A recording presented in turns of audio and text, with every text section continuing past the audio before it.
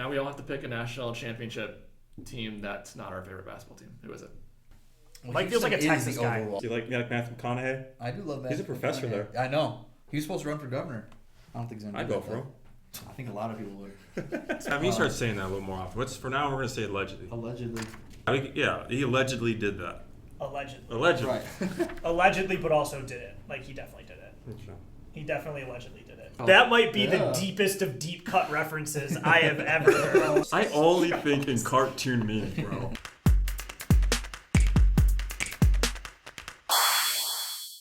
Hey, what's up, guys? This is AJ from the Comeback Sports Podcast, and this is the season finale of Season 4. And joining me are some guests that you guys have seen on multiple occasions. We got Huddy, we got Brian, we got Mike, and we're going to do a super collaborative episode for today. So welcome, guys. Thanks, AJ. Good to be here. Yeah. Again. Yeah. We got the all-star team here. The all-star line. I mean, the all-star weekend was last weekend, too. I won't be giving any gambling picks because I've never come on this podcast once and had a successful time picking anything, whether it be NCAA tournament, NFL season. I think those are the two that I came on for, and it's been an absolute nightmare for me. Third time's a charm, though. Third time is a charm, but try.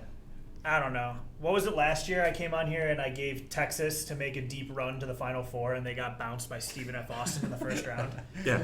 So, Well, I did, too. cool. Sorry to any of you loyal listeners who took my advice on that one. My brother-in-law Ethan likes your bets, though. Well, that's good. Does he Indeed. like my normal bets, or does he like my obscure bets that that people look at and they're like, I don't. Why would you put your money on Argentinian soccer today? Probably that, because he watches random-ass sports, like, on the TVs at night. Usually Tuesdays is our, like, we watch sports nights, because that's when he's off work. Nice. Saturdays we do, but yeah, he just has some random-ass game on. Well, Ethan, I'm glad I have one follower. Well, one person who likes me. There we go. So, gosh, we got a lot to talk about. But let's kind of start with something that's coming up since we're talking about sports betting. And it is March by the time this comes out. So that is March Madness. And luckily for us, we have Huddy who will lead the segment on March Madness because, college basketball is his thing. So why don't you take it away, Huddy? What do you got in your mind? I do love college basketball, and it's the best time of the year for that. So we are, as of filming this today, we are 13 days away from Selection Sunday.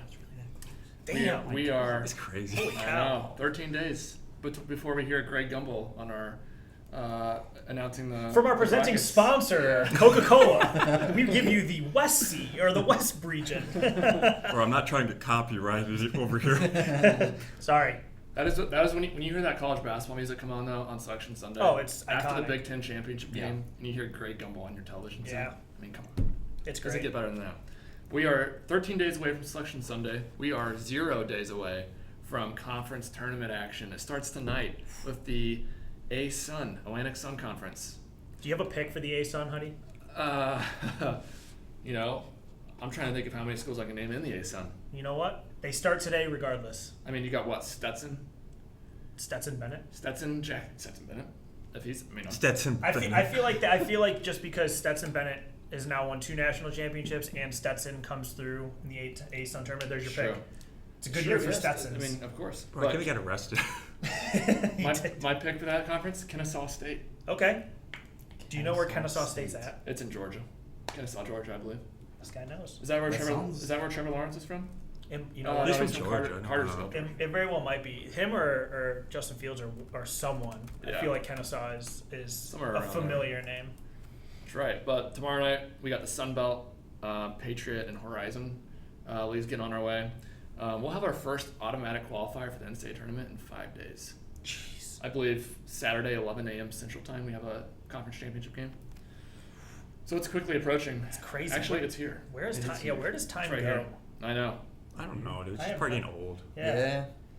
I feel like I was just watching the Maui Invitational like 2 weeks ago. I know. So, yeah, I it's the greatest time of the year. It's It my is. favorite time of the year, and this kid, how do you just another year of you Just breathing it in, breathing it in and tearing me apart in the bracket challenge.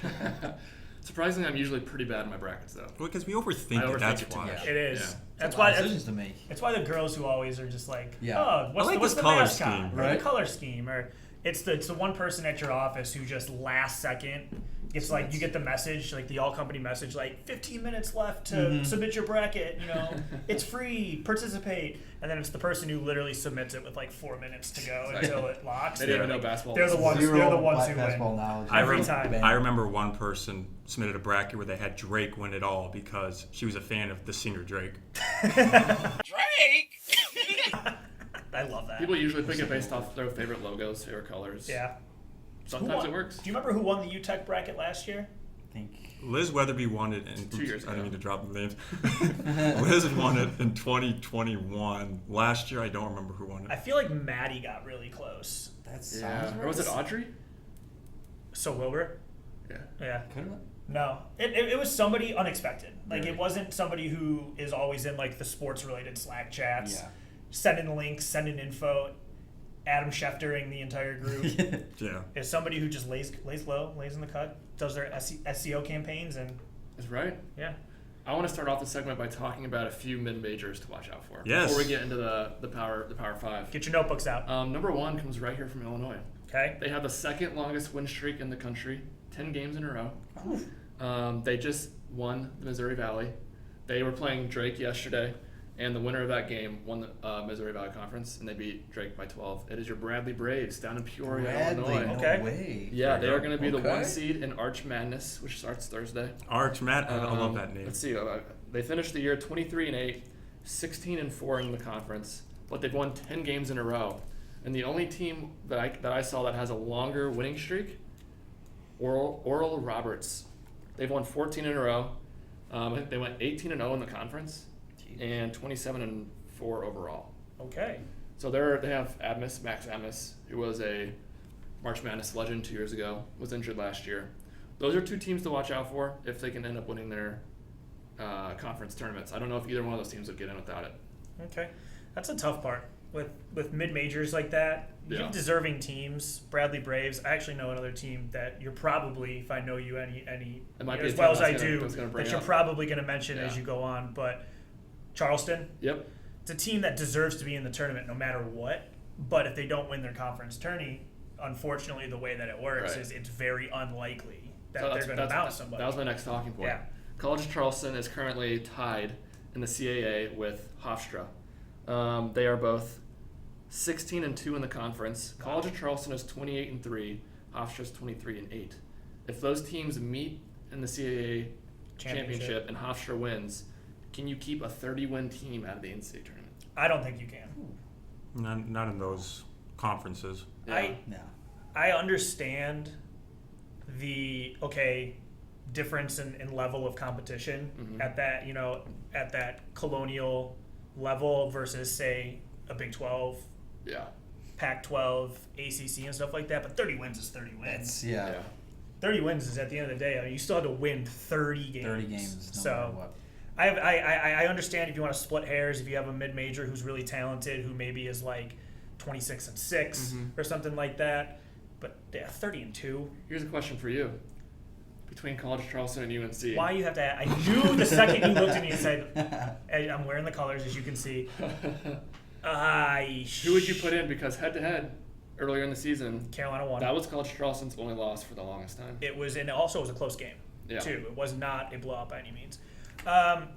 This may be me being, extremely cynical and jaded because to go from the national championship game and lose by 4 points last season, in a miracle Cinderella run of their own. Mhm. I know it's North Carolina, but then to come in this year's preseason #1 overall, pretty much unanimously have the unanimous player of the year on your team preseason, that is, and then to come out and you're sitting at 18-11 with 2 regular season games to play.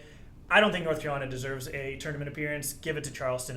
Even if you're asking me who deserves in, I would give it to Charleston over North Carolina. But if North Carolina does make it in the field, Final Four run confirmed. They'll be in the Final Four. 100%. That's how it works. Yeah, it's going to be, Missouri versus North Carolina, and then Kansas versus Duke like it always is. Yeah. And then it's just you find a way. North Carolina will decide to start shooting as good as the Golden State Warriors. They'll end up in the Final Four. But it's, the North Carolina Tar Heels they've been a disappointment. I would rather see a jumpstart mid-major get in, deserving like Charleston, than the promise of a potential Cinderella deep run from North Carolina again. Oh, The yeah. mid-majors are definitely the ones to look for in the tournament because most of those teams, they're not the one and dones. Like, Yeah. they've played together for 3+ years, almost 4 years. Yeah. So the idea of kind of how they're together is just more sound and structural, and so that's where they can surprise some teams in the tournament. So like you want the more mid-majors come in, you get a different style of basketball compared to what we normally see within these Power 5 conferences. Yeah. I was listening to the score, not to give light to competition here for AJ, but I was listening to Sports Talk Radio on my way home last week, and they had a college basketball analyst on. He made a really good point that to make a deep run in the tournament, there's really 3 things to the formula. One, senior leadership, and that's to what AJ just spoke to. It's senior leadership, but it's more guard senior leadership. Your point guard, your shooting guard. Senior teams with senior guards who have run the system for that specific coach for 3-4 years, they tend to be able to put a team on their back a little bit better. Also, no team has won or been to a national championship game with a center that's shorter than 6'10". Really? Since I mean, that's just- 1983 when Villanova went. Wow. I Shorter than was 6'10". mind blown by that. At least one person who is in the top 6 rotation for a team shorter than 6'10". Wow. I was very surprised about that. Yeah. I was very surprised about that. I think Zach Edey qualifies then. Zach Edey definitely qualifies, but do the guards qualify? Yeah, no, they're both freshmen. Both So- true freshmen. That's the thing. There's a bit of a difference because you could even look at a team like Houston. Yeah. Houston, who's got a senior guard and a junior guard, number 1 team in the country right now, but their center is 6'8". Those Yeah. guys have been in Their the front line tournament. is 6'8" and 6'7". So there's a bit of give take, and I think that's why talking the NCAA tournament this year is so interesting because I don't think there's a clear-cut best team in the country. No. I think there's a short list of 2 to 3 teams who I could look at and be like, okay, Final Four bound most likely will probably be a favorite in a bracket of mine. That's like Kansas and those teams. Yeah. But I don't think there's a team where you just look at it and you're like, have fun trying to beat that team. That makes it more exciting, honestly. It does. Like, Makes for a better tournament. Right. So Speaking of number 1 team, or I guess number 2 team, you got Alabama. You got Brandon Miller, who is he's Showtime for controversial reasons, but also just in terms of his game itself, bro. Like this he's kind of box office. Like he's putting up some numbers. he's NBA bound. Yeah, he Yeah, is, and he's a true freshman, correct? Yes. He'll be the correct. first college player off the board, in my opinion. Yeah. Yeah, he's a true freshman. Was he 6'9", Huddy? He's pretty, 6'8" or 6'9".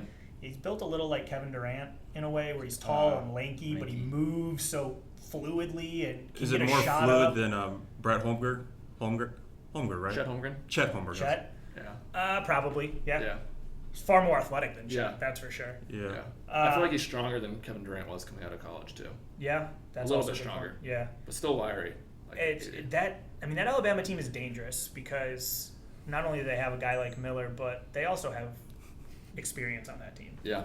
Like they also have guys who have made an Elite 8 run last year or Can't the remember last how years. far they went. Yeah. But they got experience. Nate Oates is a good tournament coach. They And shoot a lot the of problem threes. the problem with them in the past that's not their problem this year is they used to be so reliant on the 3. They were very reliant on it, yeah. Almost too reliant on the 3, and then in a one and done tournament you have one and die. even mediocre shooting game. You live and die by it. Yeah. You die. You get bounced in the Sweet 16 by a team that just happens to make one more basket than you. But they're not as reliant on the 3 as Yeah. they have been in the past. A little bit more balanced, and they have a coach who's done it in multiple places now. So I like Alabama at least to go to the Elite 8 this year, and the availability of Brandon Miller, the fact that he's able to play, is a majority of the reason for that. The hype kind of reminds me of when Trae Young kind of came into the scene.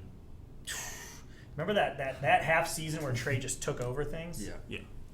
That was nuts. That shit was fun. That was real fun. Right I was after pissed when they right got after Buddy eliminated Hield pretty did early, it. though. Yeah. Well, yeah. 1 year after Butter Hield did it. Oklahoma had some good players there. They really did. Yeah. They really Blake did. Griffin. But Yep. I always forget that he went to Oklahoma. But then I remember that North Carolina washed that Oklahoma team in the Elite 8 that True. year. They just destroyed them. But Brian, you were talking about elite senior guard play. Yes. Speaking of that, Northwestern Wildcats start 2 senior guards. They're Chicago's Big Ten team. They're currently tied for second in the Big Ten. can they make a Final Four run this year with that roster? That's No. crazy. I thought Purdue was going to lock it in the bag. They can't. I don't think they can make a Final Four run this year. They've got a lot of capable shooters. They do. I just don't know if. They've beaten Purdue and Indiana in the conference. Okay, can they make a Final Four run? Right. Yes. I think They anybody have. can. They have the makings. I just don't. This is where the experience comes into play. This is what their second tournament of Second all all time. time. Yeah. They don't have tournament experience, but they No have, tournament they have game experience. experience. No tournament experience, and their non-conference schedule was fairly light. It's not like they outside. I mean, when you play the Big Ten, it's a grind every single game. I get that. It's not. There's no Yeah. easy wins in the Big Ten. I just don't know if they're tournament tested enough to confidently say they make it to the second weekend. Yeah. I can see Northwestern going on a run, Sweet 16, maybe an Elite 8 with a little bit of magic. I could also see him getting bounced in like a 6-11 matchup. Yeah. You know what I'm saying? Mhm. So That's how his tournament is, though. I think any of those situations can apply to almost any game. it really is. It's like, is it your night or is it not your night? Yeah. That's really the beauty of the tournament. I will So, say Boo Buie is probably the hardest guard to guard in the Big Ten this it's also year. the coolest name. Yeah. That's a badass name. Do you- Badass name. Boo Do you guys Buie. believe in like home court advantage in the tournament if you're nearby, like your home site? Say like Northwestern played at the United Center or something. Yeah. Not so Oh. much. I don't know. That's a really good question, but I think I guess it depends on proximity. Like Yeah. you're talking about like the same state because some states are Yeah. massive. Yeah. Where like Northwestern to the United Center, that's pretty close. But Like a regional being held in like Houston, but like you have Texas El Paso make it or something like Yeah. Waco, which is on the west side of the state, and Houston was on the Yeah. southeast side of the Uh-huh. state. Like, is Baylor really going to have a home court advantage playing in Houston? I don't know. Sure, because I guess fans may travel and be a little bit more open to traveling, but at the same time, they have these regions set up to where every team in there is got a reasonable opportunity for fans to get to that Yeah. venue or get Yeah. to that location. So I think it balances out at the end of the day. There was one scenario last year I remember that happened to Indiana. Brian, I don't know if you remember this. Indiana beat Wyoming in the first four in Dayton. Okay. And then I believe they had to get on a plane and go straight, it's out west somewhere. I can't remember if it was Portland or not. Oh, you know what? I think it was like Salt Lake City or something. Yeah, somewhere out there. Yeah. And their flight got delayed and they couldn't leave until, I guess, Wednesday morning. And they were playing again on Thursday. They didn't get in until like shit. Wednesday night. Yeah. And they had to play a game the next morning. That's brutal. Yeah, That's that is bad. brutal. I mean, that's yeah, you tough. gotta hopefully avoid situations like that as best you can. It's Yeah. I mean it's a 68 team tournament. The logistics of that's got to be a nightmare. Yeah. But I mean, I certainly do think once you get to the Elite Eight, the Final 4, there you can have some matchups that may be tilted because of home court. Like for instance, if you had Kansas, one of the regionals or one of the Elite Eight regional venues is Kansas City this year. If Kansas or Kansas State is playing in Kansas City, that's an advantage. It's got to be 75% of their fans. Yes, Right. that's an Yeah. advantage. Obviously, Louisville's terrible this year, but like, if Kentucky or Louisville were to make it to the Elite Eight in a Louisville place, even Indiana, that's a 2.5 hour drive, Yeah. not even. That's an advantage. Yeah, and one thing to note is like once you get deeper in that tournament, you also have a lot more rest, also just prep time. So like even if you have that advantage of being near home, the opposing team still has time to gather their thoughts and actually strategize a little more strategically in the matchup too. And ultimately, that's where when you get the further you go, there's a reason why the same like 8 coaches have a combined 90 Final Four appearances. Because once you get to that second weekend and on, the coaching discrepancy or the coaching advantages is really what starts to come forward. There's a reason why you can give a team 5 days to prepare for a Coach K led Duke team in the heyday, and you play your best game, and it's still going to be incredibly difficult because he's just that much better at game planning and stuff like that at the end of the day. So, speaking going deep into the tournament, which conference would you guys say is going to go the deepest? My vote leans more towards Big 12, just because if you're talking about grind every game, like those matchups are always grind. Like most of those matchups are ranked matches, especially in the middle of the season. But you mentioned Kansas, Kansas State. Those are both pretty good teams, Yeah, and they're both in the Creighton. same conference. Baylor. I think TCU. I'll let you start on this one. What do you think? It's gonna be tough because like half of their games this year, half of their conference games in the Big 12 have been ranked matchups, and like not just ranked matchups, like top 15 matchups. Like they're gonna be super battle tested, but it's gonna come down to how well rested they are, and That's the other thing. Some of these teams, especially in the Big 12, ACC, Big 10, like they're about to go through the rigors of a conference tournament just for the right yeah, to go through the rigors of an NCAA tournament and stuff True. like that. So like, imagine you're a Purdue and you have to go through playing in order Illinois, Indiana, and then you get to the finals. Congratulations, you got to play. Insert a hot Nebraska. hot. Yeah, it's like you get to you go through the ringer of just these bouts and playing like. There's a legitimate chance that if you want to win the Big 12 tournament, you're going to have to go beat Iowa State, then Kansas State, then Kansas just to do it. Like, whoa, that's nuts. That takes toll. So, like, me personally, I think the Pac-12 goes the furthest this year. Oh, really? I think Yeah. this is the year. I think UCLA and Arizona. Arizona both end up in the Final Four. I like watching Arizona play. I think those two teams are perfect tournament teams, especially UCLA. I think UCLA is your dark horse for a champion this year. I really do.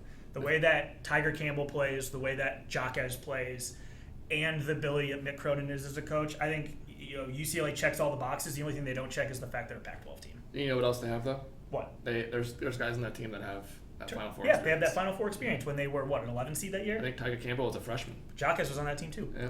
So, like, they have experience, they have coaching, they have the senior leadership. They've played a good enough schedule and proven themselves against a good enough schedule this year that they check the boxes you're looking for from a deep run. I think the Pac-12's. And Arizona's a very good team too. Yeah. So I like Pac-12. I don't know. I feel like it's a little under the radar, but still. It's almost like the Power 5 conferences that won't get as many teams in have a good chance. Yeah. Pac-12's only going to get maybe 3 teams in the tournament, 3 or 4. Me and Huddy talked about this team last time we met, and the strangest team I've seen so far has been just Gonzaga. Like, this isn't a normal season for them. Like, No. I can't recall the last time they had 5 losses going into conference tournament, and it sounds like their conference is somewhat competitive to them now. St. Mary's a good team. Yeah. Gonzaga got the best of them on Saturday. Yeah. I was at Gonzaga. This Gonzaga team is sans 1 or 2 people. A lot of the team that made a run last year and the year before. I mean, you still have Drew Timme on your team, Mr. Mustache and Headband himself. Mark Few is still Mark Few as a coach. Like, they still have a good team, but for them, it's going to depend on where they land. Yeah. If they're a 3 seed, sure. But if you start getting to the run and they slide to a 4 seed because they lose early in their conference tournament, you might see a little bit of an issue of them getting past the first weekend. Yeah, that's true. That's going to be an interesting conference tournament to watch. Because who's the third best team in that conference? Is it Santa Clara? Either Santa Clara is up there. Yeah, I think right now Santa Clara would be the 3 seed. Yeah. Yeah. St. Mary's could win that conference tournament, and they could push themselves up to be a higher seed as well. Yeah, I don't. Where does do you know where Lenardi has them currently at? I can't remember. He's got him at a 5 seed right now, Yeah. playing Drake. Drake? Joe Lunardi is disrespecting the Bradley Braves. Of course he Put him is. in. They just won the conference. Hey, shout out to San Diego State. I have a homie that lives out there. Shout out to San Diego State. I have a homie that lives out there. I love that. Wait, they go to San Diego State or they live in San Diego? Oh, she went there. Oh, okay. She lives there too.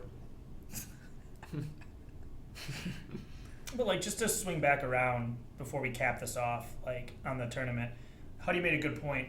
Charleston, a 30-win mid-major, is currently on the first 4 out for Lenardi's bracketology. Ahead of them are West Virginia, Mississippi State, Wisconsin,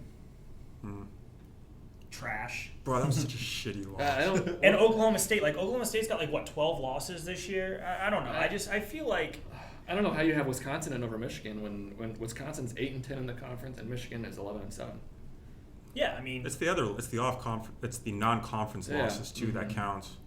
so, I mean, I don't know. I feel like I feel like when a high conference team, just those 4 that I listed right there, you have Oklahoma State in the Big 12, USC in the Pac-12, Wisconsin in the Big 10, Mississippi State in the SEC. You have 4 teams who have largely just been average this year against the competition that they play.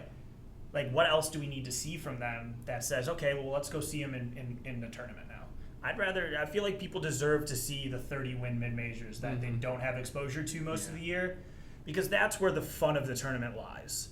That's where, like, the VCUs who get in and make Final Four runs come from. Like, Which they will be in this year. Which, that's the thing. I would much rather see that than some middling West Virginia team sputter and get smacked in the first round. Makes Yeah. for a great story, too. Exactly. Yeah, And, as That's content creators, AJ, Yeah, you want the story. I want the That's good the You stuff, want bro. what's going to be more fun to talk about. exactly. Exactly.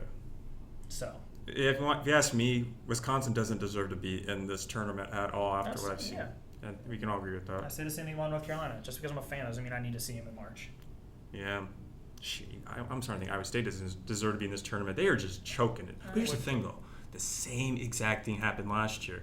You know what happened last year? They went to the Sweet 16. Is that just what you give up to go this far if you're an Iowa State Cyclone? Just suck the last half and you're guaranteed a run in the tournament? Maybe you guys got it tight. You'd rather lose now than in March. Very Yeah, right. That's what they Yeah, say. That's the right. most Yeah. cliche thing for March Madness, but it's true. Starting Yeah. Wednesday, no more losses. Yeah. We take no more L's come Wednesday. I don't know, man. I don't know about that. Anything else we want to talk about before we go to the next segment? There's probably lots we could talk about, but I think it's I feel like we're where I should probably cut going it to off do for a All full hour on the tournament, Yeah. probably. Don't miss Selection Sunday and make sure you make your picks. Follow Hoosier Hut on Twitter for all of the best breaking college basketball. I'll just be retweeting all Indiana basketball stuff on there. So There you go. if you're interested in that. Hear that? It's the sound of your follower account. All right, so let's transition to the NFL now. So most of you guys know, Packers fan, Vikings fan, Bears fan, Colts. Lions fan for the day. Yes, Huddy is a Colts fan, but he's going to be a Lions fan today because we're actually going to do a draft segment for the NFC North. And I'll let Mike lead this topic, and he will talk about his thoughts for the Vikings portion of the draft. What do you got for me, Mike? All right, the Vikings draft. It's going to be a doozy because they don't have a great pick, and it's in a position where it's going to be very hard if they want to try to trade that pick, which they don't really need to address a quarterback situation right now. They don't have to address a wide receiver situation, so they're good on those two things. And there's plenty of cornerbacks in the draft, so they don't have to worry about doing that. So they could theoretically trade, either switch positions with another team. I mean, ideally, I kind of wish they would maybe trade Kirk to the 49ers, grab the 49ers first round picks. That's juicy. But I don't know, too, because that means they're either going to have to draft a quarterback, which could be a total disaster, happens every year, or they go out and overpay someone, which they already sort of did with Kirk. So they could just find themselves in the same situation. So honestly, I hope whatever they use this draft pick on, I hope they don't do what they did last year and just grab a guy because he's the last person on the table. Who did the Vikings draft in the first round last They year? grabbed Lewis Seen from Georgia. He was their safety. The safety. Really great player in college, but then he didn't start, and then he got injured, like a really, really devastatingly gruesome injury. Oof. So he's questionable to even play again. He's making good progress, but it's not like it's like a guaranteed start next year. So they could still use that pick to address defense, but there's really just, outside of cornerbacks, there's not really like a lot of standout guys that are going to be available at their position in the draft.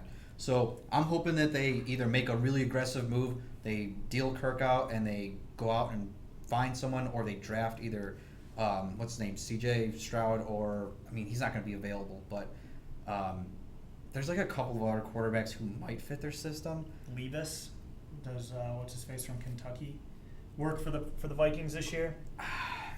Honestly, the problem is, dude, like, no matter who they bring in, they're going to try to create a system for that guy, which I'm very excited about. That's not what the previous regime did. So I'm not really over obsessed on who they draft if they draft a quarterback, who they get. I'm more worried about them wasting the primes of TJ Hawkinson and Justin Jefferson. Yeah. Those two guys are, TJ's I think 25 and Justin's 24. These guys are. TJ just got off his rookie scale contract. JJ's gonna be up for. He's already eligible for The his largest extension by wide ever. I receiver mean, he'll get a massive contract, and he knows that too. he'll He's get playing it everything. very smart. He's keeping cool. He's not, chirping or anything like that. He knows he's gonna get paid. It's just how much are they gonna pay him, and they can't pay him and Kirk at the same time. It's just impossible. So they got some interesting situations brewing. If they could, I would love if they went and drafted a receiver first. There's it would not upset Justin. He would love to have another guy across from him who can take some pressure off of him. So the Thielen years are probably far he's behind us. So He kind he's of knows that too. He's been a little think bit he does spurred know by that, them. yeah. He so right after the season ended, his wife got on Instagram.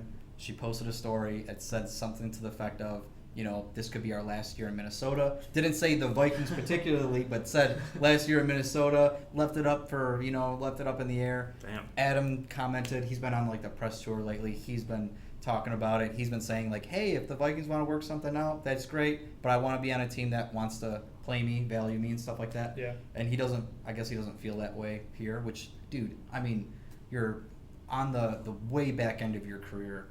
You've been injured the past couple of years. You just can't keep up with the guys anymore. Either retire dignified as a Viking, or go to the Jets, spend a whole year and then face another injury maybe. I don't know. I would retire a Viking if I was him. They're gonna give him a nice little honor and all that stuff.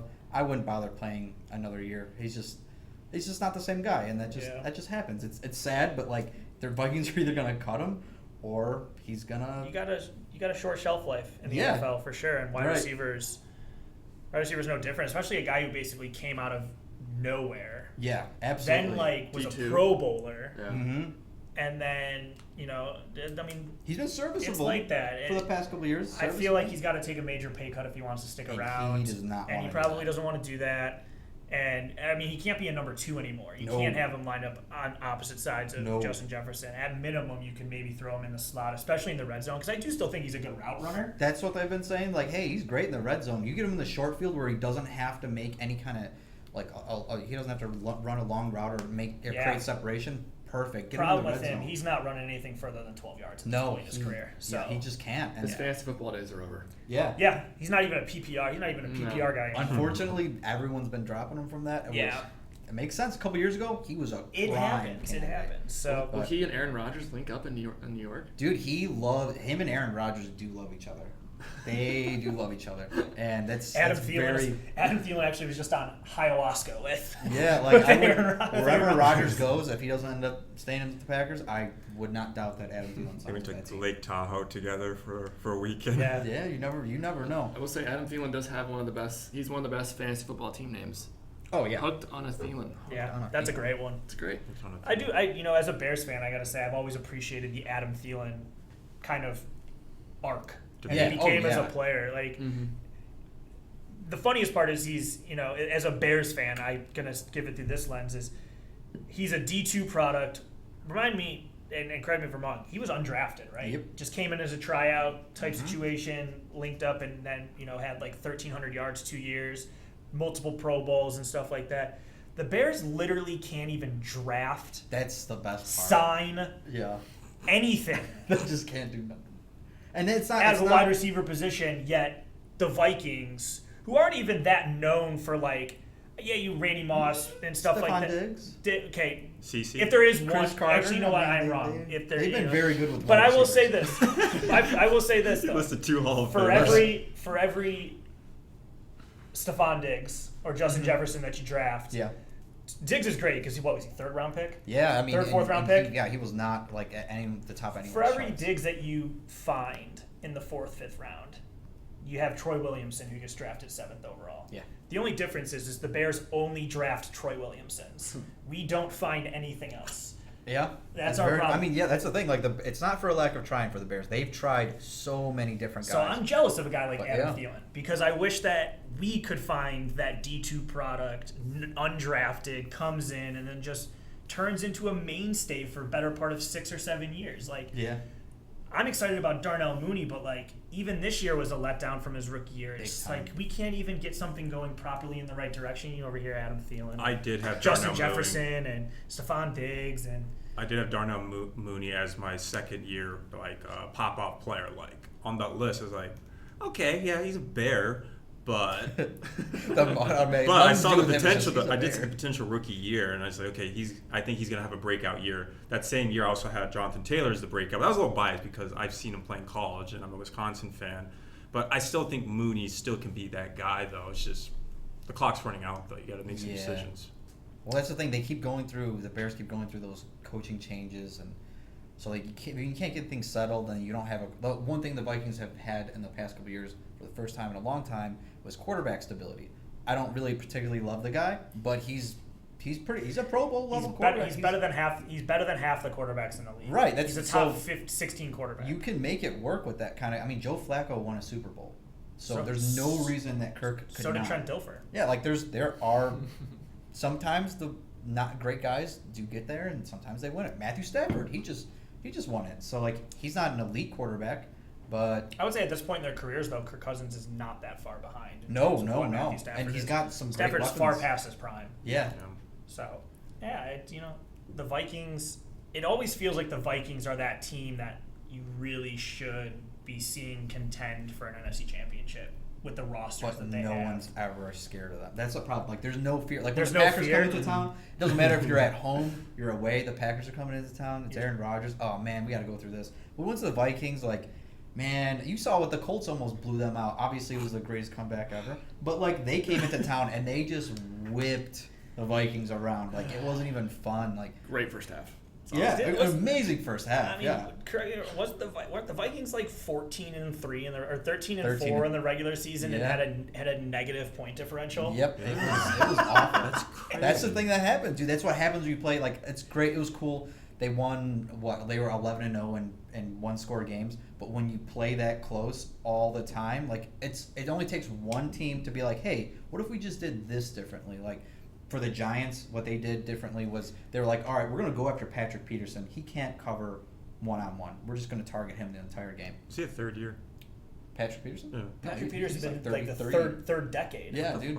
Patrick Peterson's been around for a long time. And so, yeah, there's another guy who's probably gone, which is okay because he can't keep up anymore. It's fine. Like, you can find another team or you can retire without, permanent injuries. But, yeah, they have some situations to address. There's another guy who Bijan Robinson from Texas. If they can get him somehow, goodbye Dalvin Cook. I love the guy. He was great for a bunch of years, but he's taken a major step back. So I'm totally cool with the see you later Dalvin Cook argument. He's often injured. He's good to miss at least 2 games a year. He's got a fumbling problem. He's always had a fumbling problem. Awful fumbling problem. But like, I feel like it's kind of disrespectful to Alexander Madison. Oh, he's gone too. Is he actually going to be gone? Yeah. If you had to choose, like, could you sign Madison, keep Madison, sign him, and get rid of Cook? There's a situation that they could do that. The problem is I don't think Madison wants to do that. I think he does want his own starting role somewhere else because there's no way they're going to give him just all reps. Like they actually, compared to the past regimes, he actually played less this year. It was the Dalvin Cook show, despite Dalvin not being able to perform and like give those same Dalvin Cook performances. They just weren't putting Alex Madison out, and he's good. Like, he's a powerful runner. He's got a lot of burst in him. He's only a year younger than Dalvin, but he hasn't played as much, so he doesn't have all that wear and tear.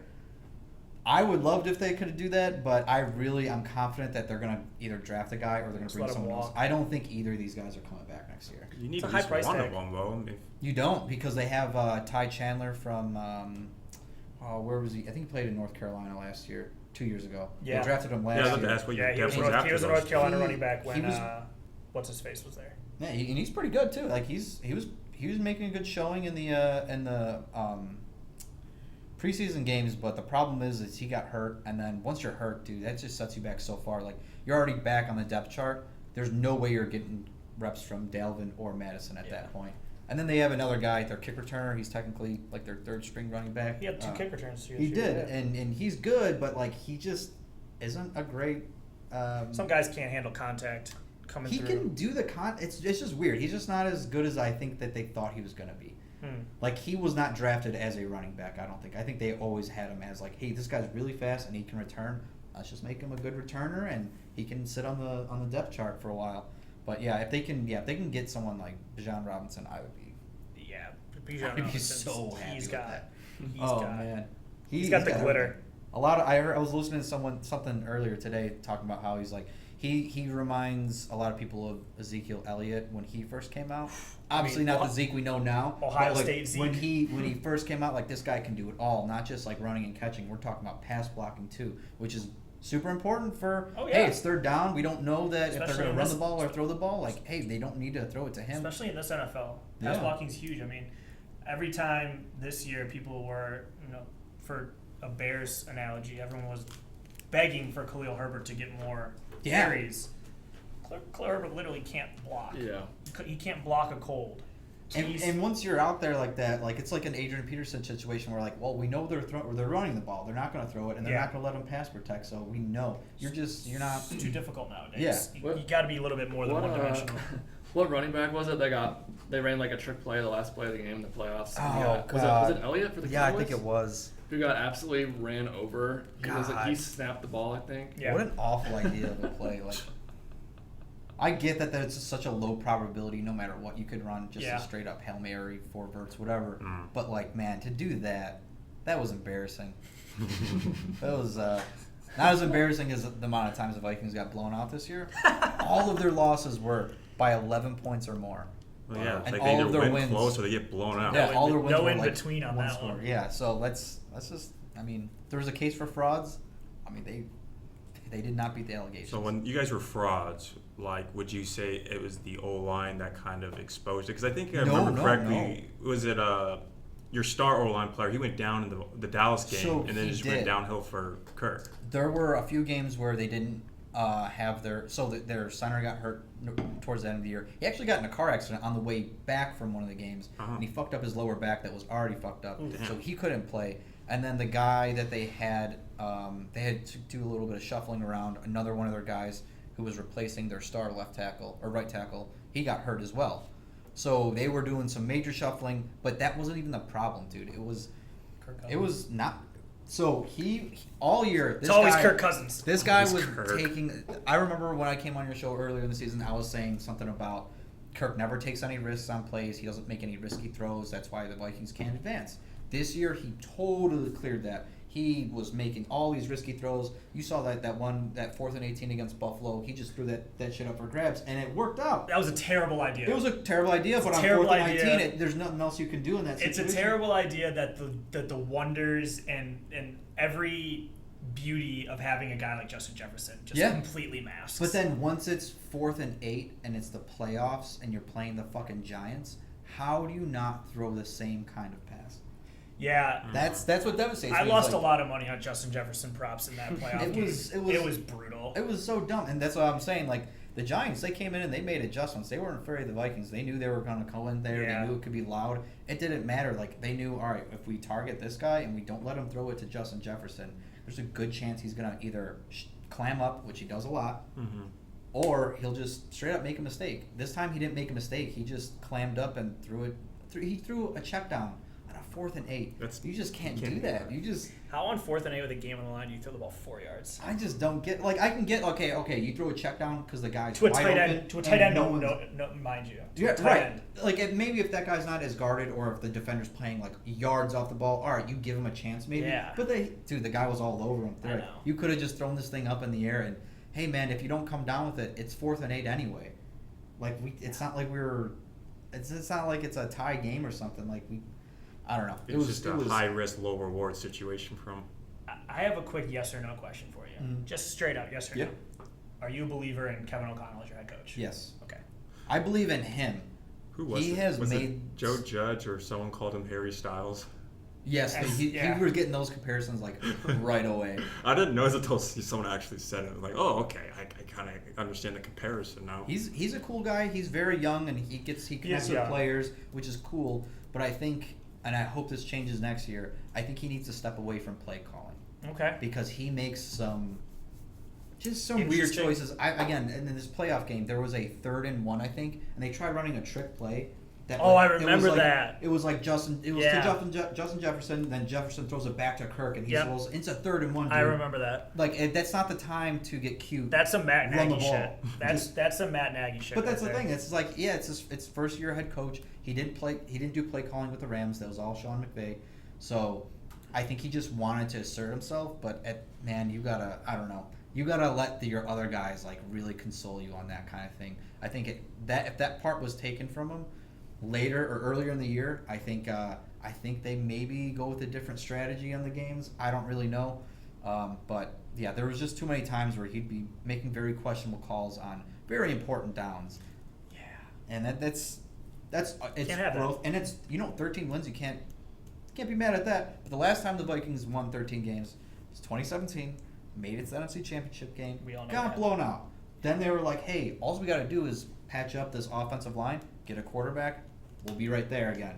It took them, what was it, 6-7 years to get back to 13 wins again. Could you imagine if Kirk Cousins threw the check down to That's the greatest- to Stephon Diggs and the Minnesota Miracle I think instead of what he actually did? That's the great conundrum amongst Vikings fans right now is would he have How's the made same that guy? throw? Yeah, how's the same guy who throws the Minnesota Miracle? That's where you get a guy like Case Keenum, just like, hey, I have nothing to like prove Lose. to anyone, Yeah. nothing to lose, nothing to prove to anyone. I'm just gonna throw this shit up there to Diggs.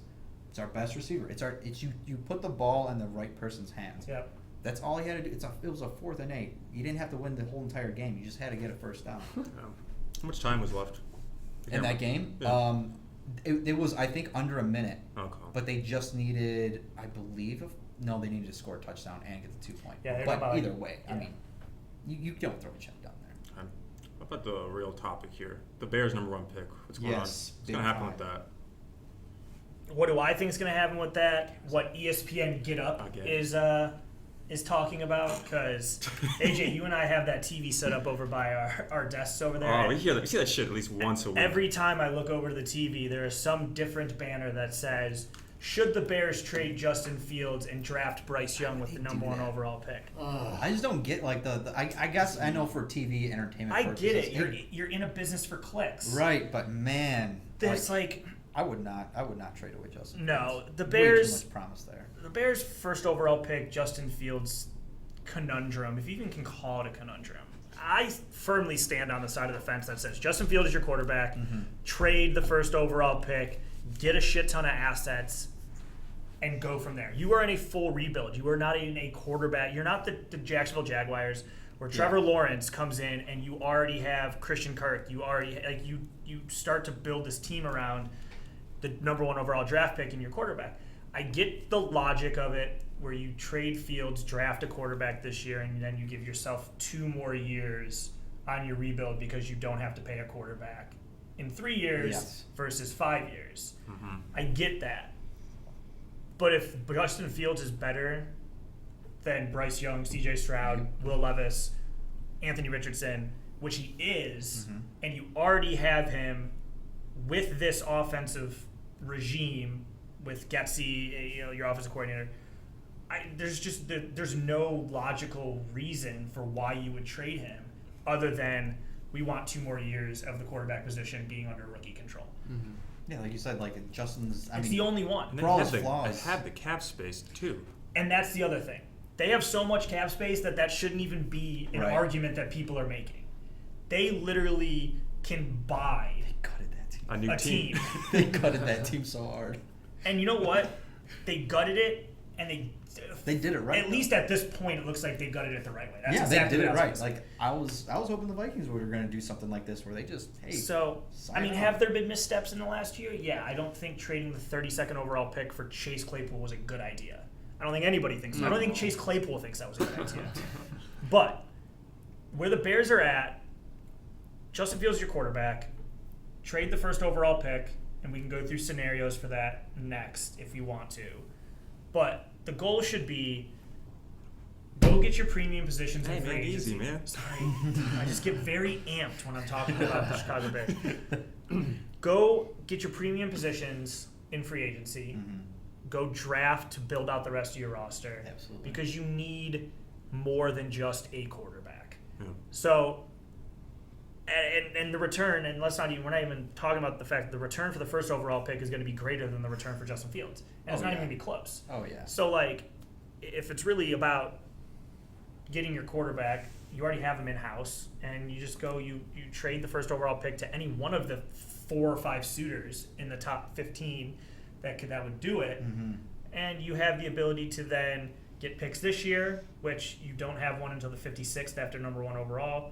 You can get picks next year, and then there's enough in the free agency class, and you have enough money to go fill out your roster, there. So yeah, your guys are kind of in a position where, like, yeah, you're in rebuilding mode, but it's like quick rebuilding mode. Like, they are in a full-on gut tear-down rebuild, like you said. But it's like in Mario Kart, like when you're coming around a bend and you're like in 4th place, but somebody like goes over that bridge and like there's like the accelerator booster to go over that bridge. You can like the Bears are in position to catch that accelerator booster and just pass people. Okay. You know what I'm saying? They can. They can have like the quickest. That's the way to explain it to my nephew. Yeah, he really likes Mario Kart. You're coming through and you go over like the 5 little arrows that are going like this, and it just shoots you. The Bears have the ability to be just shot in front of a lot of teams that are maybe like 1 tier ahead of them right now. Are the Bears 1 draft and 1 offseason away from being Super Bowl contenders, or even really contenders for their own division? Probably not. Probably 2 years, 3 years away from that max. But they have every single tool and resource to get there. It's just a matter of if they will get there. That's the part that sucks is it's the Bears, so I have absolutely no confidence that they will. Oh, sorry, go ahead. No, but it's there. They have, and it starts with keeping or trading the first overall pick and keeping Justin Fields. I was listening to the score this morning, as you were early yesterday. Of course. And there was a fan that called in, and he was like giving the Bears recommendations for what to do with their draft pick this year. They said they should trade their draft pick, move back, and get a couple of picks for next year, another first-round pick at least, so they have some ammo to make a move for Caleb Williams if Fields has a bad year. That's such a. So like theoretically, I don't hate that idea. Yeah. Mainly because I've said this in our Slack channels, I think Caleb Williams is a generational quarterback prospect. I literally think that he is like the next Burrow, the next Mahomes. Like I think he's that good. The only problem is whoever drafts 1 next year, they're going to need a quarterback, and you're going to need like the trade of all trades. Yeah. To convince someone to trade. It's true. Caleb Williams. It's just too much of it's a big risk to try and even like plan for that. You would just kind of need some miracle or some real big chips to fall your way. But at the end of the day, nobody likes tanking. No. And I don't think there's any Bears fans that Dolphins definitely didn't. Yeah, right? They got fucking robbed. No. So like, if for me it's just like, why? And I firmly believe that front offices don't enjoy tanking either. Like they know the implications of it. And that's why when most of them do tank, they don't explicitly say it, and all they do is they say, okay, well, this is our plan for a rebuild. It's going to suck for this period, but then it's going to get better. Nobody's ever like, yeah, we're just going to fucking be in the gutter for the next 4 years. Sorry for my language. I know your nephew watches this, but the Bears just really bring it out in me. The Bears just like, the front office has no need to dig deeper into this tank. Yeah.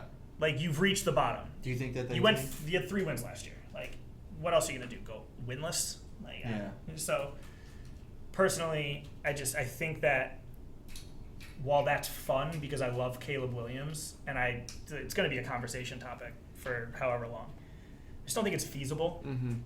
As much as I wouldn't hate it. Who's gonna be drafting number 1 next year? What's your prediction? Texans, baby. And if the Texans do draft number 1, his team. Oh yeah, I mean it could. The Colts. Here's the deal: if the Colts draft, say, Stroud or Young this year, and they get the number 1 pick next year, are they taking Williams?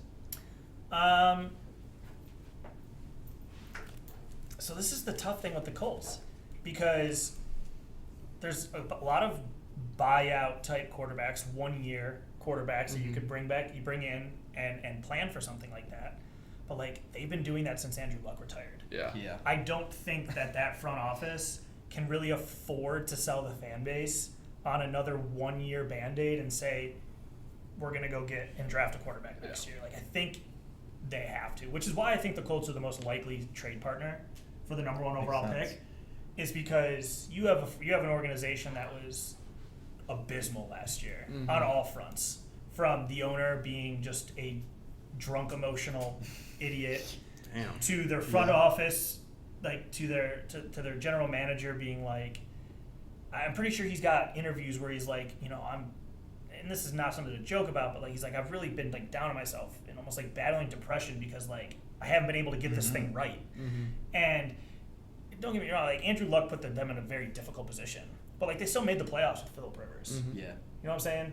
It's really when they went for Carson Wentz is when the problems really started. Yep. Which is no surprise that he released again today. But Again. I just think the front office can no longer go out and be like, okay, here's a vet that can come in and fix things. I think you really finally just have to say, okay, we need to go draft our guy. Yeah. And moving up to number one, especially when you have big contracts that you're maybe going to release or look to offload, like a DeForest Buckner or something like that. The Bears need defensive line. The Bears will move back to 4 in a heartbeat. The Bears have their quarterback. You got to jump the Texans because the Texans are absolutely drafting a quarterback. You have no idea what's going to happen at 3 with the new coaching staff. They have their quarterback because Kyler Murray's not going anywhere. So, like, at 4, you really have 2 slots that people are going to try and jump in front of you for quarterbacks. And I don't know how many teams feel that this quarterbacks class is, but I don't really trust Ohio State quarterbacks in general. Justin fair. Fields seems that he's an anomaly, and even now, I mean, Justin Fields struggles throwing the football at this point in his career. Makes plays like anyone else in the league, but he struggles throwing the football. When's the last Ohio State quarterback that's been good in the league? I'll wait. I guess if you want to consider none. Joe Burrow, but Exactly. That's right. Joe Burrow, we're splitting hairs on that, but like all of them during our lifetime have not been good. JT Barrett? Nope. Braxton Miller? Nope. JT Terrell Barrett was a Pryor, receiver at no. one Terrell point. Pryor. Like Cardell Jones, nope. Like Didn't Terrell Pryor didn't he transition to another wide receiver? position? Yeah, he was wide receiver, and he actually wasn't terrible. But there's just so Stroud comes with that label. Bryce Young's got the size issue. He's you're hoping he's Drew Brees, but I mean he's small. He's 6 foot and he weighs under 200 pounds. Like at the NFL level, that's a recipe for disaster. Yeah. Yep. Will Levis, I mean, I typically don't trust quarterbacks who come out of absolutely nowhere to then somehow all of a sudden be like a top 3 pick. Mitch Looking at Trubisky. you, Zach Wilson. But like, so there's really no quarterbacks at the top of this class where I don't know if there's going to be a gold rush for them. So I think the Colts can really just play it slow, find the guy that they love, and then just call the Bears and be like, okay, we want to move to one so we can take our guy right now. Yeah. Yeah, I agree with that.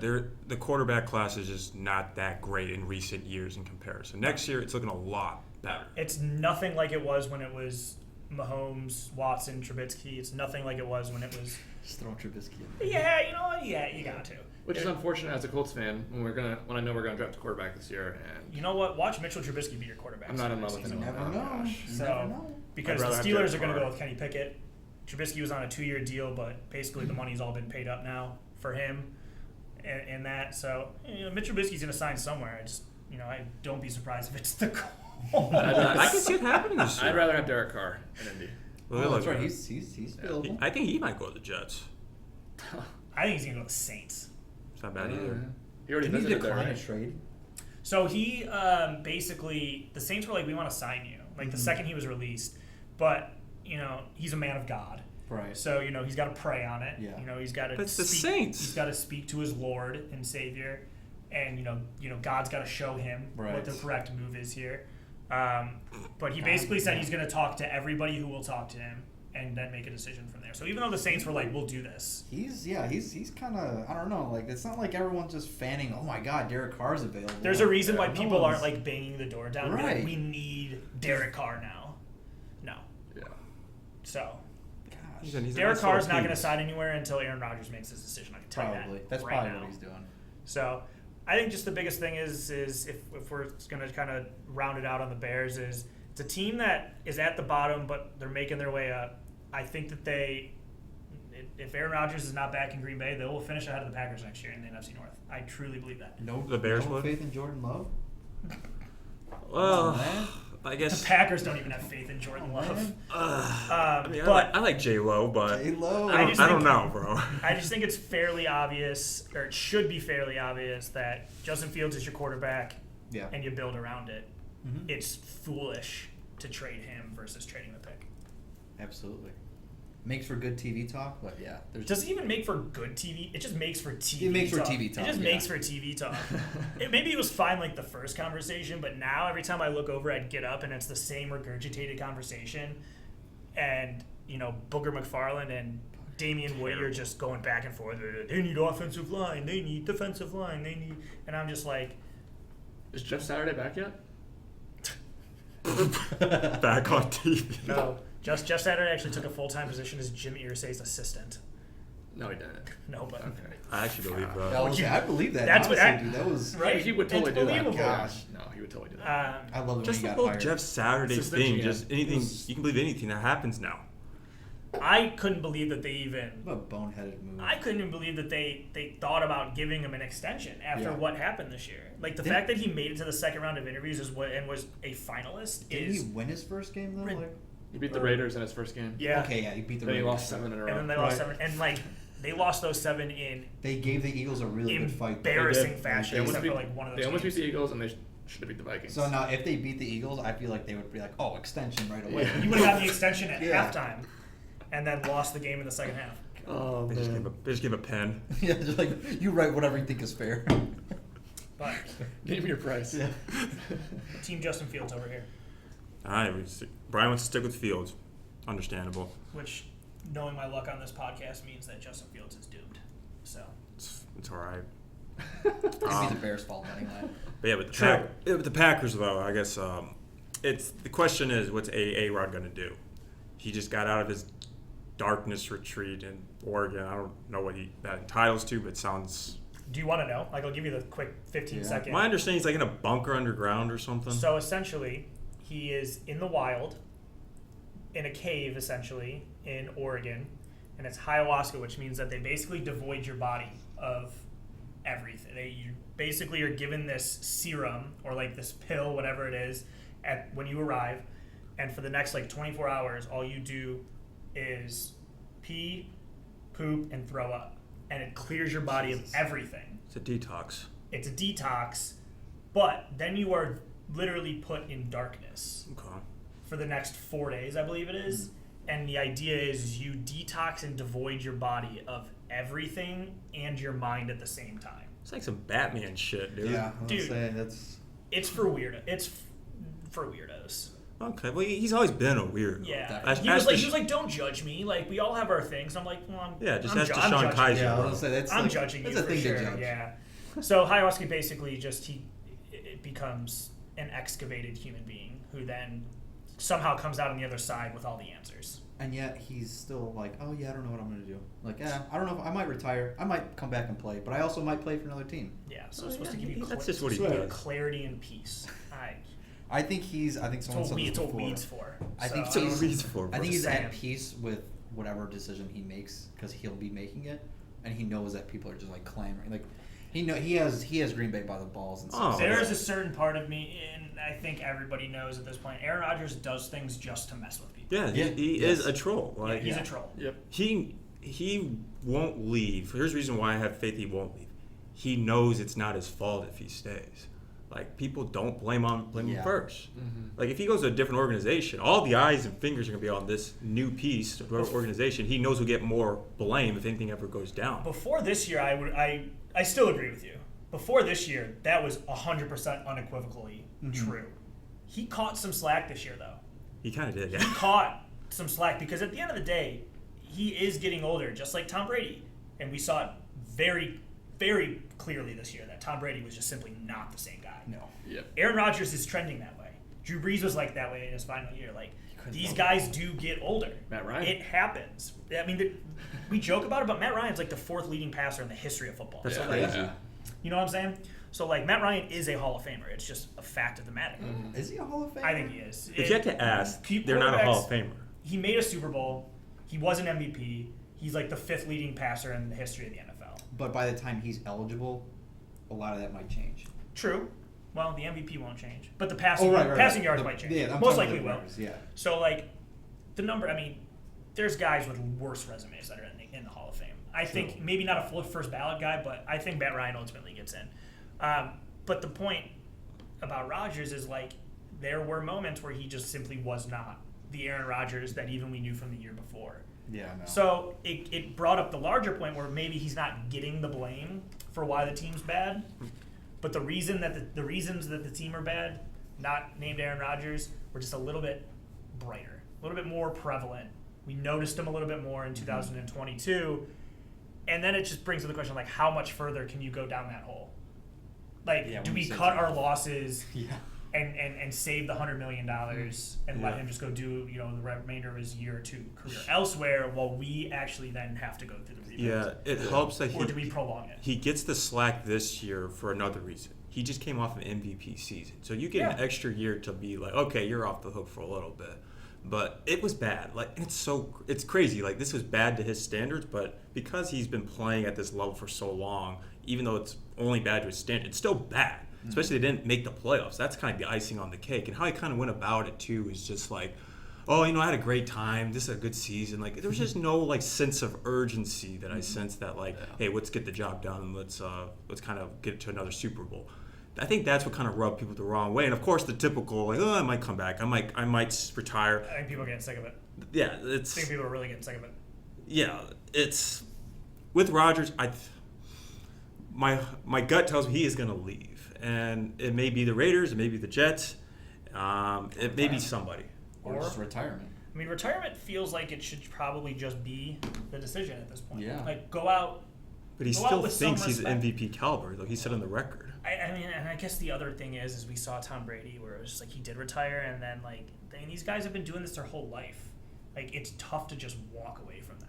Yeah. Just like anybody that's like, if you've been at a job or a job for 40 plus years, it's hard just to retire. Yeah, it's very difficult to just be like, okay, I'm no longer going to do this anymore.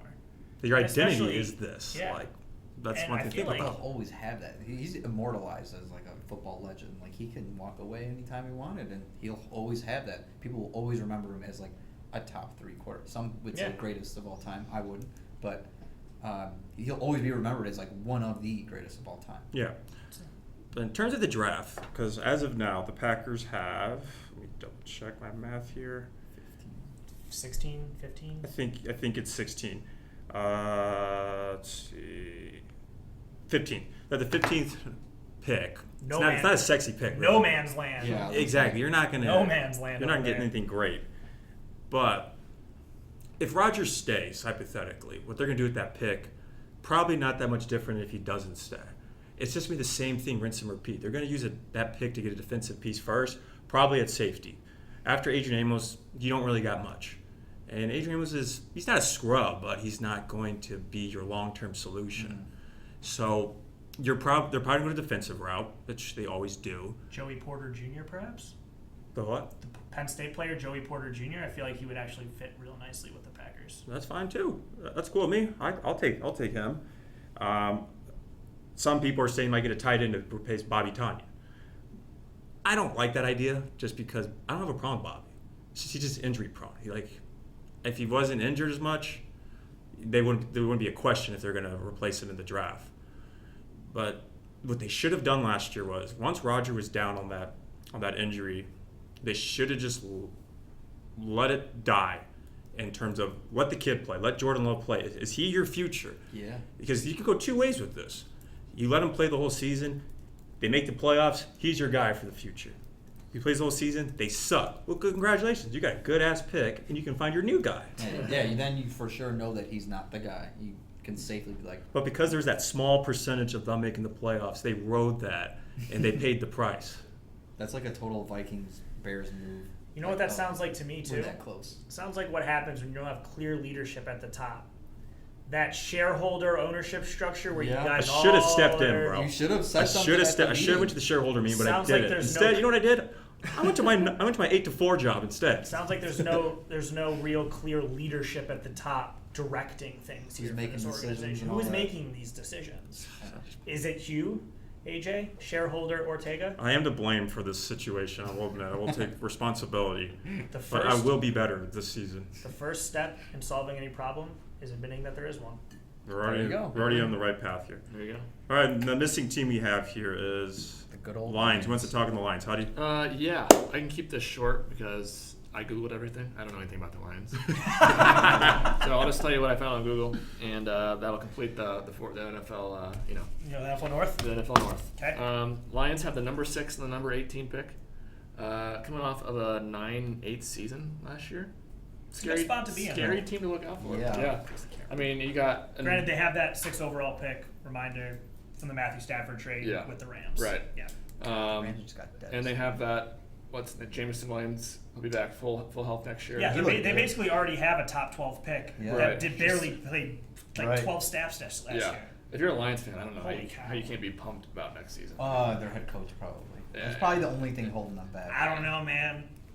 Maybe from like an X's and O's perspective. Yeah. But it feels like those players Oh, they love them. Yeah. run through a wall for that guy. Absolutely. I Yeah. would. I'm not Yeah. a Lions fan. I mean, that was one of my favorite Hard Knocks in a long time. Yeah. The Lions, yeah. A lot of people have He's a them. weirdo, though. He's he's not. He's a and, weirdo. like, he makes some really weird decisions on the field. A So lot of going for it on 4th down with that which guy. is could work out, and also it's Worked like, out for the why the hell Eagles. did you do that? Yeah. Oh yeah. It's only a question when it doesn't work. If it does work, Sure. you're a genius. Yeah. Yeah. Not gambling if it loses. That's true. A lot of mock drafts have them going with defense. Some names around the 6th pick have been Devon Witherspoon, inside our Illinois cornerback, and Brian Breeze, Clemson at defensive tackle. Breeze is talented. Yeah. Breeze is really good. Is that the undersized guy, or is that the? I don't know. I'm No, not sure. he's a little beefy. He's essentially considered like the 2nd best defensive tackle behind Javon Carter from Georgia. Okay. Run stuffing guy. Okay. But, Now I'm thinking of just someone else. yeah. One of their edge rushers, who's supposed to be first round pick, is undersized. But Breeze is talented. Also, could they draft a quarterback at 6? The Lions? Probably not this year. I don't listen. Because the quarterback Goff. from Florida needs a few years to develop. True. Oh, True. yeah. Could they bring him in to back up Goff? I don't know. Who's their Well, back? here's the thing: who is was there's their not really a backup sense this of year? urgency with Goff, because Goff's fine to start another year. He actually He's had not a the pretty worst guy. good year. Here's the thing, Yeah. though, Jared. AJ, if you were Guy getting went rid to of the Super Aaron, Bowl. here's a good question. AJ, you're getting rid of Aaron Rodgers. Oh, and yeah. you got to replace Aaron Rodgers with one of these 2 quarterbacks. Okay. Kirk Cousins or Jared Goff. Gosh. Kirk. I think I'm going Jared Goff. Yeah, his wife's also hotter too. I think I'm going Jared Goff. Have you even? Actually, I can't say anything. I have no idea if Kirk Cousins' wife's hot or not. You don't know your I quarterback's think wife. Goff No, not that well. Goff proved a lot of people wrong last year. When Yeah. Goff got traded for Stafford, He had a better statistical season than Rodgers. yeah, He was one of the best. He was one of the best quarterbacks last year. Yeah. I mean, having those weapons. I mean, actually, They if don't you really need- want to dive into it, they traded away their 2nd best target. Yeah. They traded away Hawkinson in the middle of the season. Yeah. Yep. He got, Amon-Ra St. Brown had a good, not great year. I think he had a good year. They didn't have Jamison Williams. G.J. Chark was injured for most of the year as their number 2 receiver. Yeah. Like, Jeez. I don't think he's gonna be there. Next is year there? either. Probably not. No, Yeah. I think Chark's a free agent now. Actually, this is a good question. Did Jared Goff and Dan Campbell as a quarterback head coach duo, did they do more with less than any other team in Jaguars. in I think- football? I would think the take Jaguars Goff are for the more- sole reason that he has a better arm and compared to Kirk. Because I can deal with a quarterback in terms of arm strength. Arm strength, Jared Goff is one of the 5 Doesn't matter. strongest arms in football. It's not Exactly. accurate. Don't matter. He's Your not ceiling is accurate, high. though. Yeah, but Yeah. your ceiling is higher though. Here's the thing, though. He was more accurate on deep balls this year than he was at any point in his career with the Rams. And I don't know if that's because Sean McVay's system is really just get the ball out as fast as you can, Yeah. and then if you are going deep, it's really just more of a hope and a prayer Mm-hmm. than actual like devising up things. Because I mean, if you think about it, like that Rams team, Cooper Kupp, intermediate, short with a lot of yak. Robert Woods is nothing more than a possession intermediate receiver. Like they didn't really have blow the doors over the top guys. No. Like Brandon Cooks for a very short period of time. But like even then, does that guy even play enough with his injuries to be able to consider it a deep threat? Like this past year, I feel like when DJ Chark was on the field for the Lions, I mean, like my score app would go off, like, and at least 3 or 4 times I would see like DJ Chark 40-yard touchdown pass. At one point, they were the best offense in football. Yeah, for a good for like a amount of- 6 or 7. Yeah, and they game were losing stretch. games, which is weird. Like, how are you the best offense, but you're still Jamal Williams had a pretty good year too. Yeah, Led the league in touchdowns. Yeah. Yeah. He was a good red zone running back for sure. I think a guy like Jamal Williams is a good example, and that offensive line is phenomenal. That offensive line is really good. Penei Sewell. Sewell's probably the best right tackle in football right now. The Bengals almost got him, but they picked Jamar Chase instead. I think the Bengals are okay with I that was one. they're probably happy. I always wondered, like, would it be any different or would it be the same? Because they're both great players. They had three offensive linemen out against the Chiefs. Yeah, but I think the Lions are another team that they're further ahead than the Bears right now, but they got decent cap space and a lot of picks. They really have an opportunity to do something. Are they the preseason going into next year? Are they going to be the preseason best team in the North? No, I think it's the They Vikings. doubled their wins. I mean, they went 9-8 this year, missed the playoffs by what? They tripled their By a wins. game. Half game, Yeah. or by tiebreakers? Yeah, because I think who made it instead of them? The Giants. No, the Giants got Giants were solidified. It was Damn, who the fuck? who made was it? It was from the West. No, It was no, the it Seahawks. was, The Seahawks got in. Oh yeah, Oh, it was yeah. It was the Seahawks. Who they deserved it. I mean, Gino had such a cool year. I know. That was a no good, one, that was no, a good year for and them. honestly, to stick it to Russell Wilson. That was the best part about that. That's what it really was all about. But, Dude, let's they think gave about away it. so much for Russ and got nothing. yeah, The Lions have their quarterback. They seem to like their head coach. Their offensive coordinator, Ben Johnson, was supposed to be a front runner for the Colts job. But who then is the Colts?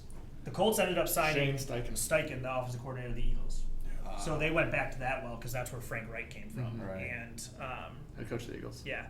So the Lions, they got a young offensive coordinator that was pretty coveted by a lot of teams, got a lot of interviews, but just ultimately was like, I like what we're building here in Detroit, I'm going to like stay. that. They got 2 really good wide receivers. Yeah, They got 2 top 18 picks.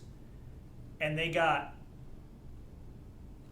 I wouldn't say their defense is studly, but Jeff Okudah's going into his 3rd year, was really good this year when he was on the Super good. field. They got Anzalone, who's just one of those middle linebackers who doesn't do anything that great, but doesn't do anything bad. They have talent on their defensive line. Dan Campbell's a freaking menace when it comes to personality wise. It just feels like every single moment they play, they're ready to run through a wall. I don't know. I feel like Who wouldn't want to play for that guy? despite all of that though, I play for him. I don't even play football. Yeah. no But- one. but Who was- else? Who other than the Lions would fuck all that up? so. It's the Lions. They would fuck that Yeah, up, like and they you're would- 100% They would right. totally mess everything up, and And it's just it's what the Lions do. Right. It's like they are going to Lion, and it's like the Giants in the last however long. It's like even when you got Saquon Barkley and you got Gosh, what a whoever rebound else, for you his got career, a though. crazy good secondary, and the Giants now need their head coach is the reason why they've taken the next step. But the Lions, half of the reason why I think they're even going to be good, not half the reason they're going to be good, but half the reason why I think they take the leap. The Bears full rebuild. We really don't know what you're getting out of the Bears next year. No, The Packers are losing their quarterback away from being and insignificant. It's, really. they're about to be Sandra Bullock in Interstellar, just floating away. Done, dude. That is the Packers. And Packers are a 2-second phone call from Aaron Rodgers away Yeah. from basically, for another movie reference, turning into Matt Damon in The Martian. Yeah. Goodbye. And then we talked about it to start this. What really are we getting with the Vikings next year? It could. I don't know if it. I don't really think it's going to be another 13-win year because they're totally already. So slight rehauling their, regression. defense. I think it's fair to say that the NFC North probably won with 10 games next year. Yeah, it could be one You of know what those. I'm saying? And the Lions won 9 this year, so I can see them winning a division next year. I really can. But like Mike said, at the end of the day, It's the Lions. it's the Lions. It's the And Lions. the Lions, they lion. Yeah. They lied. They lion. Let's finish this segment with our predictions for the standings for the NFC North of 2023. Okay. I'll start first. Starting at the bottom, Packers. Listen, Devastating. it's really Realistic, it's though. really as simple as if Aaron Rodgers leaves, they're last in the division. If he doesn't, they're not. Yeah. I think he's going to leave. So Packers, Bears, Vikings, and then Lions. I'm on the Campbell train. The Campbell train. All right.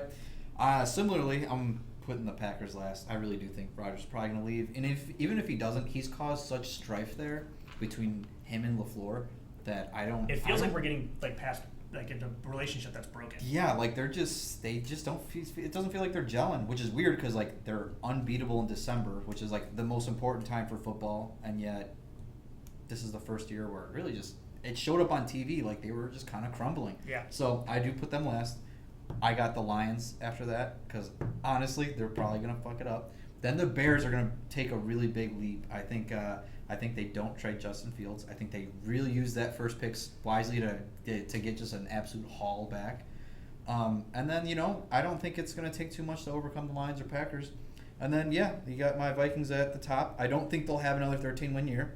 They'll probably win maybe 11 games. You don't need to for that division. But you don't. Yeah, like Brian said, division. you can win it at 10 probably, maybe Probably. even less. But I think you give them 11. They also have one of the toughest schedules going next year. I think they play all 8 teams of the final 8 from this past year. Mm-hmm. So they're going to have a really, really rough go at it. But I still think they can win at least 11 games. So I put them at the top.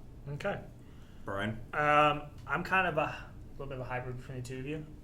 Packers last for me. I think Aaron Rodgers leaves, and it's as simple as if Rodgers is not there, they have the worst roster in the NFC North. Got to remember, too, they're losing Alan Lazard, without a doubt, too. Yeah. Like, who are you throwing to? Romeo Dobbs? Watson. He's not a Christian Watson's a stud. Yeah. But, like, he's also a second-year wide receiver from North Dakota State with no quarterback throwing to him. So, Packers last. I am going to, as much as I want to, I'm not going to. The Bears third. They're going to take a leap. But, I mean, how much of a leap? I mean, going from 3 wins, I think it's fair to be like, okay, we can maybe tap out at 7 or 8 wins this year. So I'll go with the Bears third. I'm going to go with the Vikings second. I think the Vikings contend for a wild card spot, but I just think last year, the fact that they scored a ton, but their defense was awful. They won 13 games with negative points, negative point differential. Betting the Giants in the playoff game was the easiest bet I've made in a long time because it's just the writing was on the wall, and I think that they're due for regression. Now, they're not going to bottom out. They're 13 wins to 10 wins is, I mean, that's a normal regression. Yeah. When you kind of are a little bit better than you're supposed to be. And I think the Lions win the division next year. Okay. Should I pick the Bears to win the division just to be different from all you three? Why not?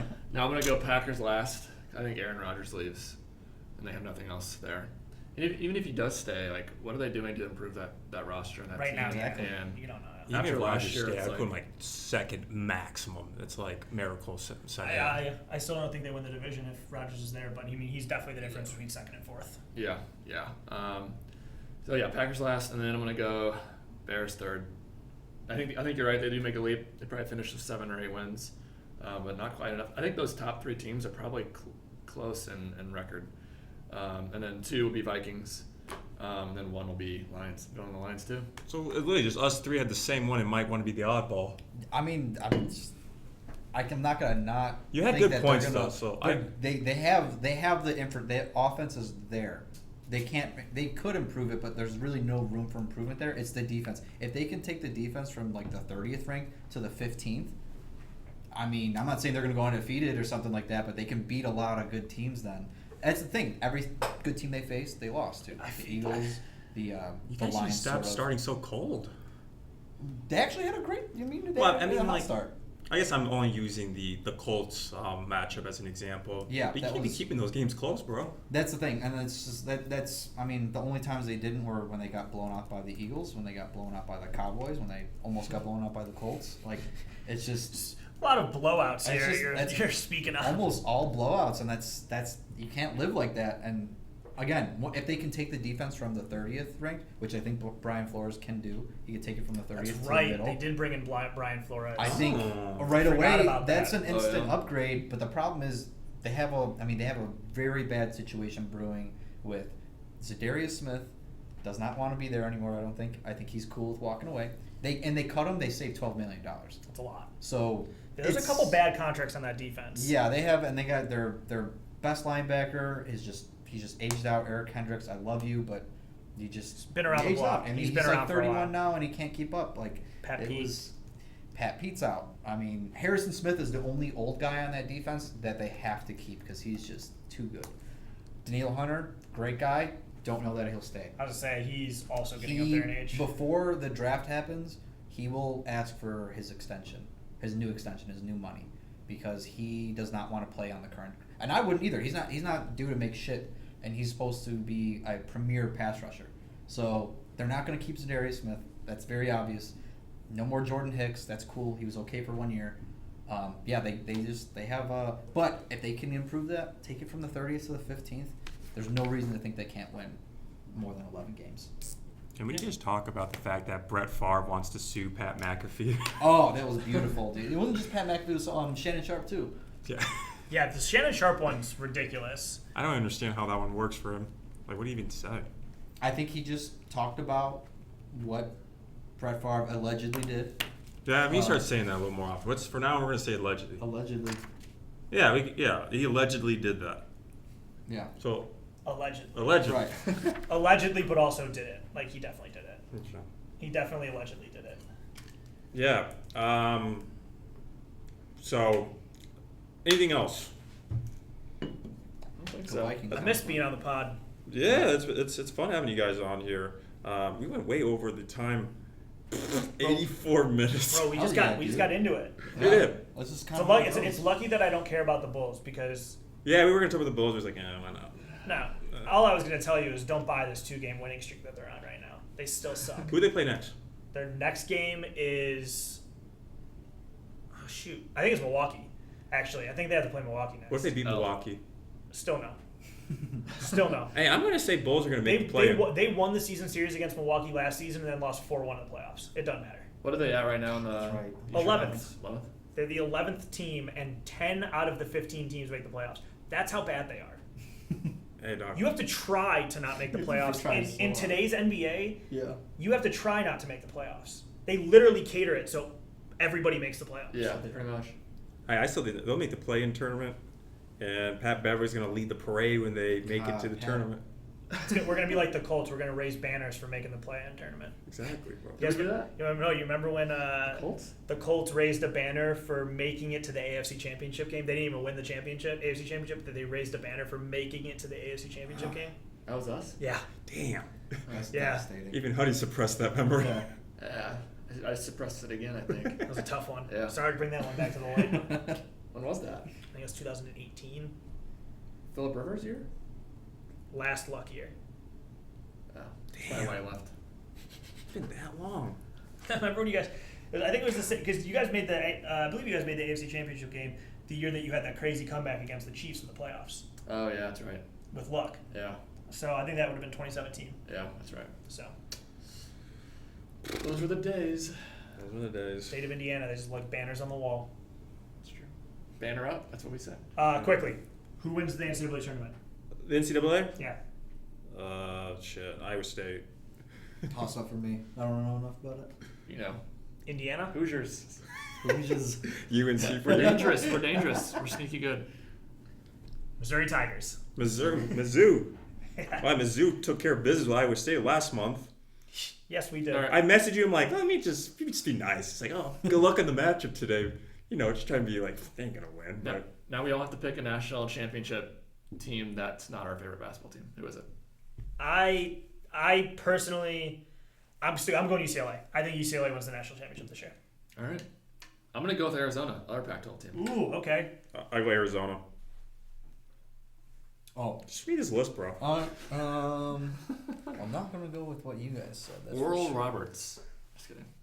Well, Mike feels like a Houston is Texas the guy. overall. Mike feels like a Texas guy. I'll take Texas. You like Matthew McConaughey? I do love that. He's a professor there. I know. He was supposed to run for governor. I don't think he's gonna. I'd do go that, for him. though. I think a lot of people would. Especially in Texas. Yeah. But anyway, yeah.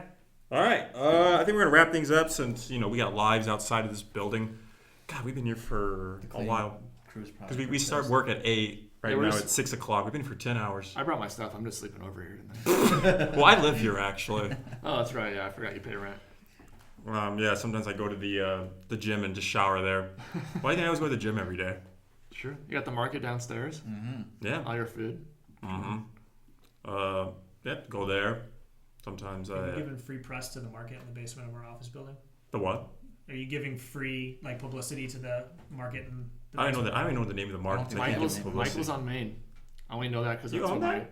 Oh, when you pay with your Yeah, card, when you pay with your that's card. what it says on your credit card that is statement. right. It says what it says on your statement. Yeah. Which, is that on Is that on Main Street in Lyle? I think Michael's. Maybe. Yeah, technically, because our address is Warrenville Road, right? Yeah. Yeah. Fun. Can we get them to be a sponsor on the podcast? Unofficial. This episode is sponsored by Michael's on Main. Always on the go. Go down and get your $2.75 Red Bulls. If Freon hasn't cleared them out already. Don't forget that hard-boiled egg. Oh, I forgot they are. Dude, I'm pretty sure that hard-boiled egg has the same disease that Bill Murray got on Osmosis Jones. What?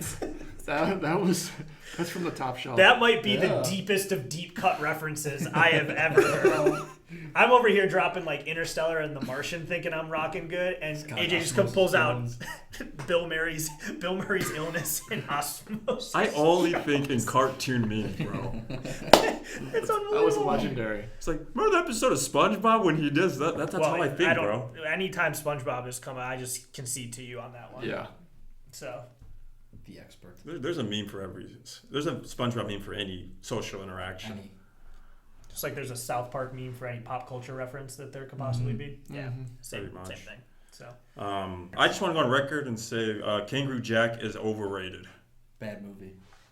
So, what's the best thing to come out of Australia? Steve Irwin. Steve, I'll say Steve Irwin. It's definitely Steve Irwin, right? Ben Simmons? It's New Zealand, Well, right? Well, Zealand's part of Australia. That's fair. Huh. Opera? Finding Nemo. I don't know. P40 Oh, Wild very P40 good. Wallaby Way, Sydney. Yeah. What else do we have? We got Bloomin' Onions. Come on now. The Outback. I was Outback saying Steakhouse. Outback Yeah. Steakhouse, bro. Yo, if you're making a Mount Rushmore of things to become Americanized from Australia, Outback Steakhouse has got to be on there. Alongside Fine. Foster's, Australian for beer. Who'd win in a fight, Outback Steakhouse or Texas Roadhouse? Roadhouse. I take Roadhouse. Dude, Texas Roadhouse will just be throwing those butter rolls like dodgeball. Yeah. The cinnamon butter. Come on. Yeah, but what about the onion blooms? Just grease bombs. Just absolute It's like grease eating onion bombs. rings. Yeah. You know what? Texas Roadhouse does smack, bro. Like, You got peanuts as a free appetizer? How did we get on Texas Roadhouse after all this? I love that. I don't know. Matthew McConaughey probably works there, right? Matthew Wait, McConaughey probably owns it. owns it. Let's loop it back in. My dad loves Texas Roadhouse. At one point, there was a Texas Roadhouse in Naperville. There were two Texas Roadhouses within a 0.5 mile distance of each other. Wait, It's Route like the 59? mattress. It's like the mattress firms of Right. restaurants. Were they both on Route 59? One was on Route 59, by the a little bit Oh, north of the mall, I seen and that. then by that Portillo's on Yeah. 59, and then the other one, so 59, the train tracks, and then North Aurora Road. It was on the second was on North Aurora Road, What? literally right there. That's messed up. That's poor planning right there. Either that or April that's the market for Texas Roadhouse. It's all right. There's a Texas Roadhouse in Davenport, so there's at least Davenport's made it. Davenport's what? It's made it. Yeah. If your town has a Texas Roadhouse, it has made it. As far as I'm concerned, It's on the map. it's on the map. on the It's map. on the map. Oh man. Shout out to Texas Roadhouse. Shout out to Outback. Shout out to Davenport. Shout out to Michael's on Main. Cut the check. Cut the check. All right, this wraps up today's episode. Season Thank finale. you for joining me, guys, for the season finale of the Comeback Sports Podcast. As always, Anytime. it's been a pleasure. Yeah. Thank you for the viewers for watching us ramble for almost an hour and a half about takes that may or may not happen, but you still, in the words of Pete Weber, like me or not, you still watch. Devastatingly good. There you go. Wow. All right, we'll see you guys in the next season. So as always, make sure to like, subscribe, and share this podcast episode with a friend. Or wait. Anyone want to do any plugs? Yeah. Unfortunately, I have no plugs. No. I think we just plugged Michael's on Main. Yeah, I think we plugged Michael's on Main. I mean, like your Twitter handles or something. I don't know. Hoosier HUD on Instagram and Twitter. Brian _Lindino on Twitter. I don't do sports takes on Twitter. Well, you can just find my shit in the description box. All right, thank you guys. For sale at Michael's on Main. You can just find my shit on Twitter.